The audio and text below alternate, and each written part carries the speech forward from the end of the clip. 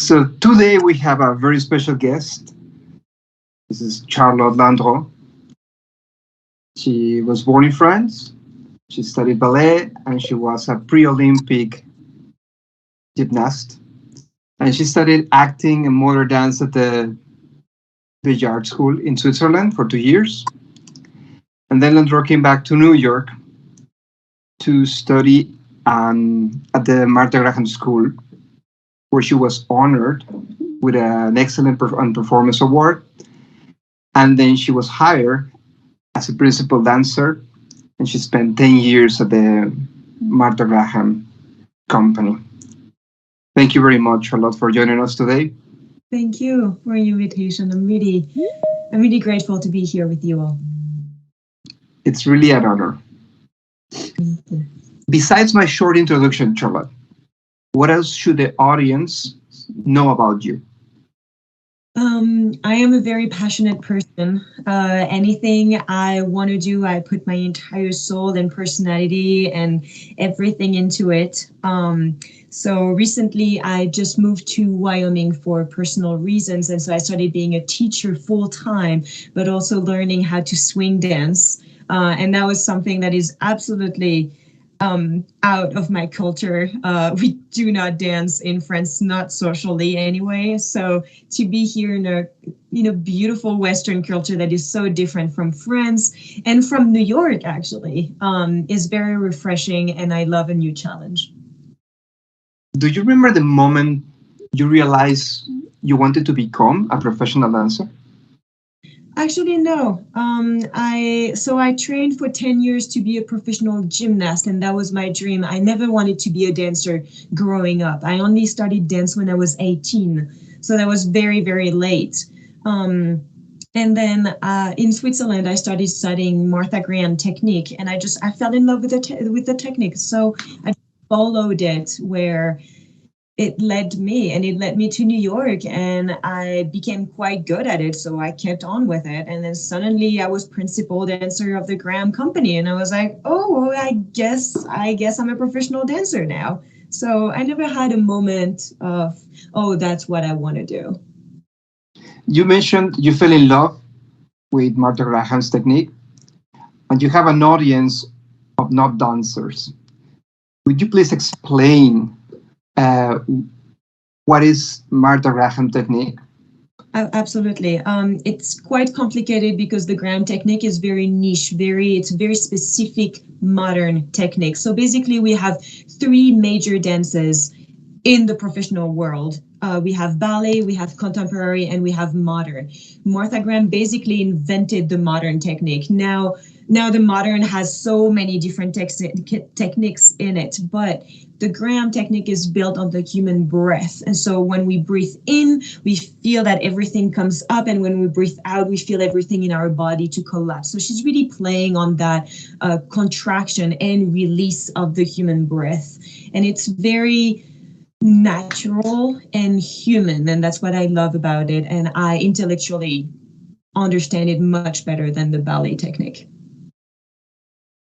Do you think, because Martha Graham was born in the US, do you think that people are aware of the importance Martha had in the cultural world? If they are educated and if they love arts, yes, but unfortunately not enough people know about Martha Graham. I wish she was as well known as Picasso or Stravinsky or just Hemingway. She's really a genius in our world, and she was so prolific. She created 181 ballets in her lifetime. Most choreographers go to maybe 30 to 40 works in their lifetimes. So she was just absolutely incredible. And no, she's not well known enough, to my opinion. Let's talk more about that. So you spent 10 years in the company and you perform in countless choreographies. Do you have a piece, do you have a part that holds special significance to you? Absolutely. I had the incredible honor to perform The Chosen One in the Rite of Spring. So the music is by Stravinsky, and so many choreographers try to tackle that humongous, beautiful, complicated work.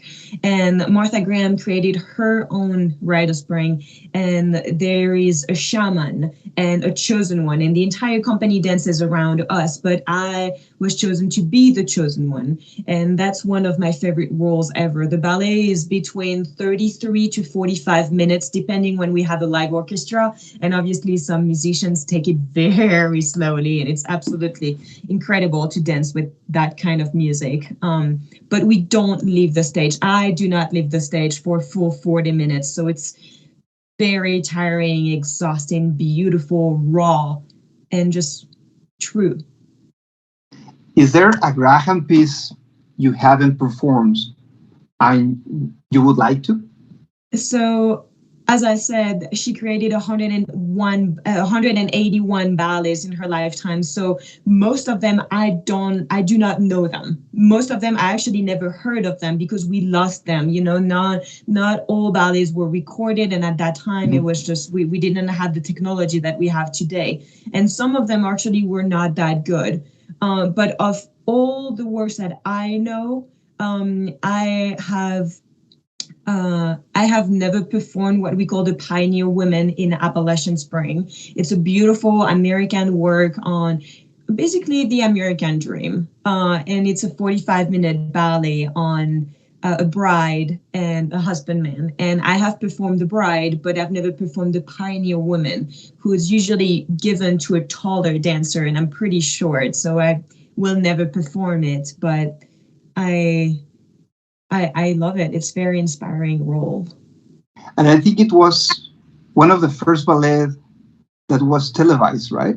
Absolutely. Appalachian. Absolutely. In 1994. That's a piece of cultural information for people in the US. Yes, absolutely. If you weren't a Graham dancer, what other modern or contemporary technique would you like to work? I think I would try to go to the Alvin Ailey School in New York. Mhm.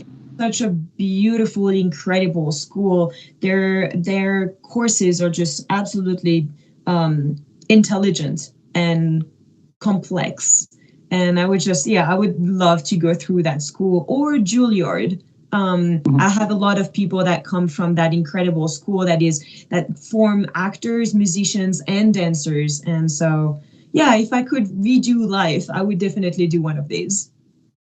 Ailey is my favorite, my personal favorite. Company, I totally agree. Dance and design. What similitudes, if any, do you see between dance and design? Um, Especially with the gram technique, I would say the shapes and forms and the team complexities. So in gram, we make really strong, beautiful shapes that are really architecture role. And so we work on those angles that are usually not very human. Everything in the human body is round, is oval, or like there's no sharp angles. And so it's very interesting for a dancer to work on that. And on stage, we create stories. We always have for example, for the Rite of Spring, we tell the story of a shaman choosing a virgin dancer who has to die for the return of the spring. So there's an entire team building and team effort in order to deliver that beautiful story to the audience without speaking a word. And that's actually really beautiful. And I think that works for a design team. Even though you obviously are using words, you need to work as a team in order to deliver an artistic project. Before the interview, I shared with the team the performance you gave at the Texas Art Museum. And I wanted to ask, what would you tell a bunch of designers and architects about designing spaces to dance and spaces to appreciate dance? Oh, that's a beautiful question. To be fair, I filmed that work in the middle of COVID. So I barely had an hour to come in the space, look at the beautiful paintings, look at the space, at the shape of the rooms, and get inspired and warm up, and then be able to deliver a performance in less than an hour. So that was very stressful, but that means that I had to take in everything I could by touching the walls, looking at the shapes of the angles. And I would just say, if you can keep an open mind at all times, whether you like the work or you don't, just keep an open mind, because anything and everything influences your work. And that's something we have to be more aware of today. Yes. Alvin Ailey, you mentioned before, Yes. used to say that his mission was to bring dance back to the people. Now you're teaching people in Wyoming. What are you learning about dance from the educator perspective? It's very interesting to not be a professional dancer anymore and to be a teacher, because they teach me just as much as I teach them. The gram technique is very complicated to teach, especially to young dancers, because they don't know their bodies yet. And so I have to find other ways to explain a movement, something that they might not understand yet. So I have to go around and find another point of view, or like some will understand what I'm talking about, but then half of the class will be completely in the dark. So it really forces me to go outside my comfort zone and understand and relearn the technique that I learn and I love, in order for them to fall in love with it. And it's a constant progress, and it's a all consuming work. How does this process change the perspective of your choreographies or your creation for these young people? I don't really know the extent of it yet, because I moved here 5 months ago and started teaching 4 months ago. So that's very new, and I will have a better eye and perspective on it in a few years. But as for now, I think it, because I'm outside of my comfort zone, I think I feel more free and less afraid to create more bizarre work or have more strange ideas that before I would never have allowed myself. Having that idea that I'm a professional dancer, I have to be stern, I have to be proud of my work. And now that everything is just all new and young and fresh, I allow myself to have crazy ideas, and maybe none of them will work, and maybe one of them will work and will revolutionize the way I see dance. Nice. In this experimentation, how can you teach these young people with this particularly difficult technique to create an experience with dance? I try to make sure they are part of the process, that I'm not alone in the room, that those young dancers have a voice and a word in the work. So creating with them is amazing, because they have young minds, and they go from being an animal to wanting to be a feeling, to wanting to be inspired by a song. And so every idea, and believe me, there's so many ideas that I have to reduce them to one or two. But every idea I have to take in and think about it and remodel it, obviously, to make it productive for the team and for the entire class. But so we grow together, and it's very interesting to not be alone, because when you're a professional dancer, you're alone with yourself. You work on yourself. You have a mirror to even give you a reflection of yourself and make sure you are perfect. So it is very, very different to be a teacher, and as for now, I really love it. Nice. When you came back from Europe to the US, from Béjar to Graham, Yes. from Lausanne to New York, was it difficult Oh, absolutely. Absolutely. The change of language. I did not speak English before. The change of culture, going from a very small town in Lausanne to a huge metropolitan city with, I mean, nothing looks like New York. Nothing is like New York. America is not New York. And it was really, really difficult. And going also from a student to a professional dancer is a huge step and a huge evolution. It's like being um, what do you call it when you're just hired by a firm? You're not an apprentice, but you're An intern? thank you, going from an intern to like being the boss of a team. It's a huge step, and so I did make some missteps, and we all learned from it, but it was very, very difficult. Not talking about the housing situation and the financial situation; those are completely other issues, but it was really, really difficult. Absolutely. I've seen that the Graham Company is a very united company, right? Yeah, I follow you, I follow other dancers from the Graham Company, thank you. and I wanted to ask you a bonus question. Okay. Is Lloyd as silly as he seems? You mean Lloyd Knight? Yes. Oh, absolutely. Absolutely. Lloyd Knight is an incredible dancer. He was born in London, raised in Miami, and he's been in the Graham Company for almost 15 years. Incredible, beautiful dancer. One of my favorite partners. And yes, he's absolutely silly. Most of us are, because the work is so serious and so mature and so painful. Um, we have to let go. We have to let our personalities explode on the side. Otherwise, it is way too dark out there. And what I love about this company is that we are all very different from different backgrounds, different cultures, different upbringings. Some of us are very wealthy. Some of us are very poor. Some of us come from incredible, beautiful cultural upbringings, and others from the middle of America where nothing is happening and dance is their savior. So it's absolutely incredible to share that and to be influenced by other cultures. But yes, Lloyd is absolutely silly. Yes. Well, Charlotte, I want to open the floor and allow the team to ask questions.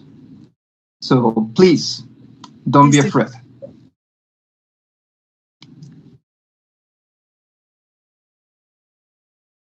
They are shy, as you can see. Okay, I'll ask a question. Hi, Irene. Hi, Charlotte. Is there any kind of dance you haven't tried that you want to try or implement into what you're doing? Absolutely. I don't know if I would like to implement it in what I'm doing, but I've never tried African dance. And I just find it so raw and beautiful and so human that I would love to try. I would absolutely embarrass myself for sure, but I would love to take a class someday. It's consistent with you wanting to dance at the Alvin Ailey Ballet. Oh, absolutely. Paula asked, "What kind of music do you want? Do you dance? Sorry, do you dance to?" Um, you mean in the classroom or in the normal human world? Paula, do you want to elaborate? I can ask both. Yes, Yes, tell yes. me. I think as dancers, there are so many type of music or rhythms that you guys dance to. Even if you're following a certain type of music or the school, I've seen some dancers that are so good at breakdance, and I'm like, where is this coming from? Or that they're really good at, I don't know, like you were saying, either African music or Latin music. Absolutely. They're so diverse. So just curious, what other type of musics do you dance to? So I keep in mind that I was not raised as a dancer, but as a gymnast. So my body is basically a box, and then the gram technique does not shake that, right? It's a very boxy restrictive technique.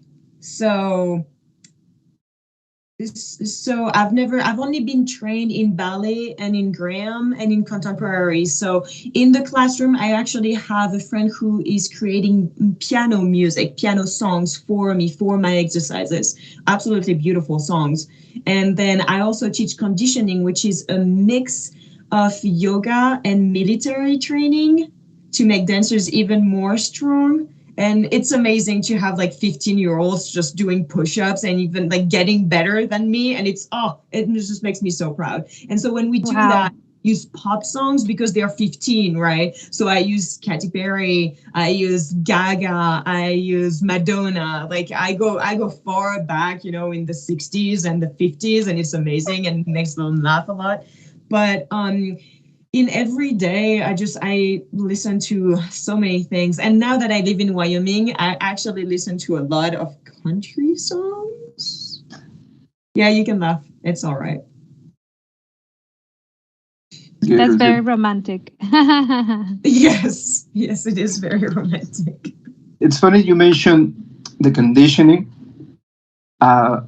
because I think the perception of people is that dancers smile and they move swiftly, but they don't perceive the effort and the top conditioning that dancers have. Absolutely. In my opinion, a dancer is an athlete first. We have to be in shape. We cannot just start dancing like this. We have to warm up before our day. Injuries are part of our career. It's going to happen, and we need to accept that. And then when it happens, it's fine. It's going to heal, and we're going to keep going. So in order to not make it happen as often, we need to stay as strong as possible and actually CrossFit and cross-train in order to keep our body strong enough to handle anything we can throw at it. And we're not that kind with ourselves. So especially as a modern and contemporary dancer, ballet dancers tend to want to be so thin that it's actually unhealthy. Modern and contemporary dancers eat a lot. I eat a lot. And I'm not afraid to show it, as Rodrigo can see it on Instagram. But because I eat a lot, I also work 3 times as much as any dancers. So I do a lot of push-ups. I do a lot of abs. I do a lot of sit-ups. Like I train like a boxer, and then I mix it with a lot of dance and a lot of stretching from yoga. And so those mixes really help my body to stay thin, fit, strong, anything I need it to be. Paolo, you had another question, right? Paolo asked in the chat, what is the hardest part of the dancer training? The hardest part? Every dancer is unique. Every career is unique. So I cannot speak for everyone. The hardest part for me is staying in the studios and working on one movement again and again and again until it is either accepted, liked, or that I feel better in it. That's my hardest thing. I loved being on stage. And I loved performing. Some dancers don't like it. They have stage fright. They hate the stress and the pressure. I thrived on it. And yeah.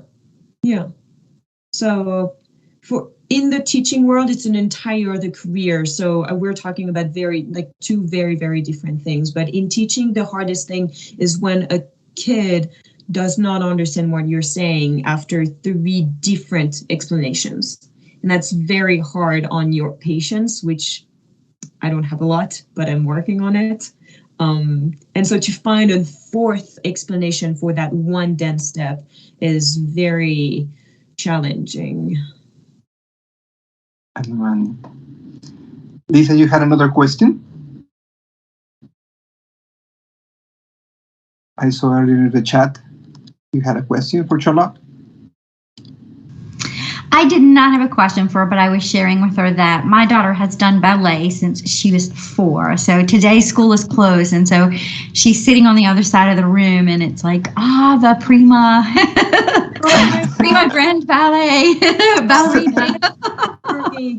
So you have an admirer here too. Thank you. That always means a lot. I know that's what we say, but I actually mean it. Every single little girl or little boy that is looking up to me means a lot and is holding me every single day. And it makes me feel a little bit less lonely to know that I can influence for the better future artists. And if I can share just one thing, just make sure your passion stays intact, because in today's teaching world, we teach a lot of technique. We teach a lot of steps. Just make sure that your heart stays full of passion. I had a follow-up question on that. My daughter actually, my oldest daughter, she had tried ballet, and I think because of some of that, she kind of she didn't want to do it anymore. My youngest daughter has said she now wants to do dance. Do you have a recommendation of what she should start with? If possible, try to make her take ballet and contemporary or modern, depending on what the school has. A mix of both will help her grow into the dancer that she wants to be and decide for herself what her personality is. And then, unfortunately, it also depends on the teacher. I've had some bad teachers in modern or some excellent teachers in ballet, so the teacher definitely has a huge influence on your upbringing and the path that you will take. She also, taking dance lessons, especially young, doesn't mean that you want to be a professional dancer. And believe me, it is a very difficult career. And if you're not sure about it, do not do it, because it is that difficult. Now, if you're 100% sure you want this, make sure you try different teachers and different techniques. The more, the better. Especially in today's world, companies will hire people that are very versatile, that will not master, but know a little bit of every technique. And being able to learn fast and being adaptable is 2 skills that are absolutely necessary for a dancer in today's world. Thank you. Of course. Charlotte, this has been great. We want to be mindful of your time. Absolutely. Luis has a question, sorry. Luis, you have the floor. Thank you.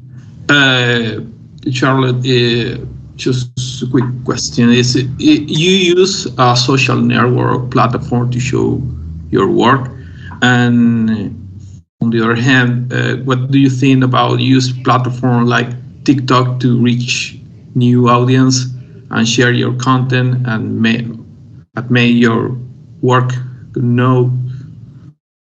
Absolutely, very good question.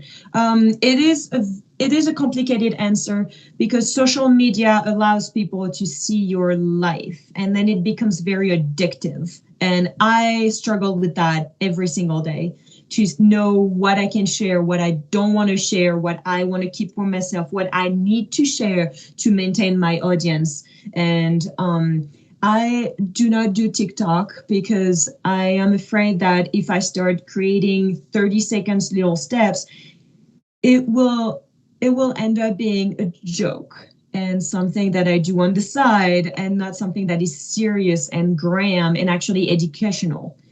So that's why I use Instagram better, where I teach live classes and I receive personal clients, and I give them private classes on really pure gram technique. And we also do conditioning. For example, the next class is actually tomorrow morning. If any of you want to join, it will be on Instagram, and it's free and it's live. And especially during COVID, I've connected with so many people that were just craving, like Rodrigo, to go back into not necessarily in shape, but just moving in with people and connecting, missing that human connection. So I'm trying to, on social media, to stay as honest with the people as I can, showing the good days, but showing also the bad days, and showing what's difficult for a dancer, what's struggling, and what's amazing too, right? Because you don't want to show only what's beautiful and sunny. because after you have young people that do not know how hard it is to be a professional dancer and drop out of school and then are like, oh, never mind, I don't want to do this. This is so hard. And I'm actually like, no, you should do some research on what type of career you're choosing.